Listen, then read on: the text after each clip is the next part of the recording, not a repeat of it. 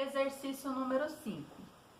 Logo no primeiro parágrafo, a estudante Larissa Freislenben, autora da dissertação, deixa clara sua tese, ou seja, seu ponto de vista sobre o tema publicidade infantil.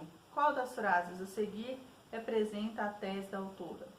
Então nós temos aqui, tese é o posicionamento defendido pelo autor do texto, opinião.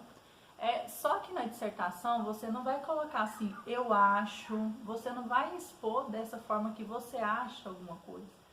Você tem que colocar de uma forma a sua opinião, sem de certa forma estar colocando essa palavra eu acho. Então esse eu acho, você pode já excluir ela das dissertações e não existe essa palavra eu acho. Então é uma forma de colocar a sua opinião sem estar falando, eu acho que isso pode... Não, você vai colocar a sua opinião já como se fosse solucionando aquele problema. Então aqui vocês vão colocar aqui no exercício 3, vamos reler novamente. Logo no primeiro parágrafo, a estudante Larissa Freislenben, autora da dissertação, deixa clara a sua tese, ou seja, o seu ponto de vista sobre o tema publicidade infantil. Qual das frases a seguir representa a tese da autora? Então você vai marcar um X colocando qual dessas frases aqui representa a tese da autora, já vista no primeiro parágrafo. Exercício 6. A tese da autora é retomada em outro parágrafo. Identifique-o e transcreva. Então, em outro parágrafo, a tese dela, ela mostrou novamente a tese dela. Então, você vai procurar e vai colocar aqui a resposta. Exercício número 7. A segunda ocorrência da tese pode ser entendida como...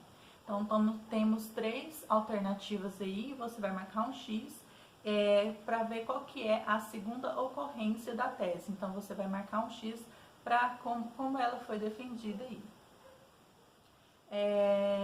Exercício 8. No texto lido, são registrados alguns fatos que geram determinadas consequências. Organize as informações apresentadas a seguir de acordo com as solicitações. Então, nós temos aqui 7 pontos. Então, vamos ler aqui. Alimentação inadequada na ânsia de ter o brinquedo, popularização do programa infantil Peppa Pig, aumento do lucro de empresas, delação dos filhos com relação aos pais resistentes ao nazismo, acompanhamento de brindes e brinquedos nos produtos vendidos nas lanchonetes, mudança de comportamento das crianças, boa publicidade por parte do nazismo. Então, você vai colocar na coluna aqui o que é fato e o que é consequência. O que for fato dessas aqui, dessas informações apresentadas aqui, o que for fato, você vai registrar na coluna do fato. O que é consequência, você vai colocar na coluna da consequência aqui. Exercício número 9. Para defender uma tese, o autor de um texto pode utilizar argumentos diferentes. Um deles é o argumento baseado em provas concretas. Então, vamos entender o que é o argumento. Então, vamos aqui no quadrinho cinza, lendo sobre argumento. Argumento é uma palavra derivada do latim argumentum, que originalmente quer dizer fazer brilhar, iluminar. Portanto, ao utilizar argumentos, fazemos brilhar nossas ideias, damos ênfase a elas. Os argumentos são utilizados para justificar uma tese. Então, o argumento, como já foi dito, você vai justificar a sua tese sobre aquilo ali. É um argumento que você está utilizando para defender a sua tese, defender a sua opinião. Então, continuando aqui, relendo o exercício número 9. Para defender uma tese, o autor de um texto pode utilizar argumentos diferentes. Um deles é o argumento baseado em provas concretas.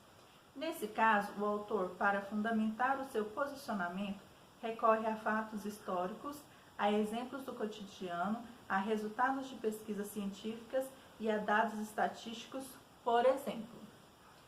Quais das frases a seguir contêm argumentos que caracterizam como provas concretas? Então, temos aqui 4 alternativas, você vai marcar qual delas apresenta fatos argumentativos, qual seria uma forma de argumentar uma tese. Então, você vai marcar um X aqui. Próximo exercício aí, na página 6, Exercício número 10. A autora recorre também a outro argumento de prova concreta quando registra. Pesquisas mostram que os hábitos alimentares mantidos até os 10 anos de idade são cruciais para definir o estilo de vida que o indivíduo terá quando adulto.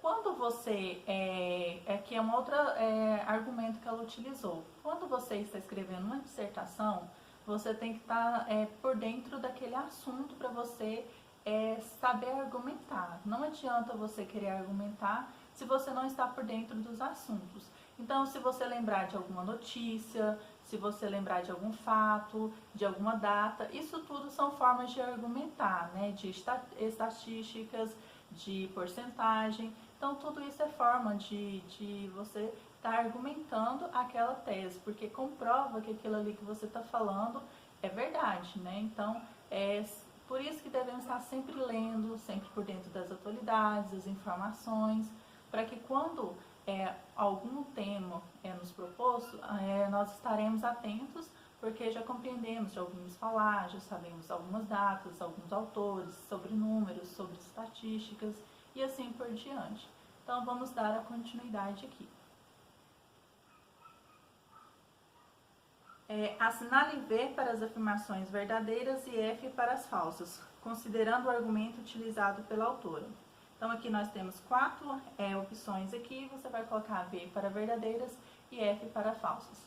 No próximo vídeo, dando continuidade à leitura dos exercícios.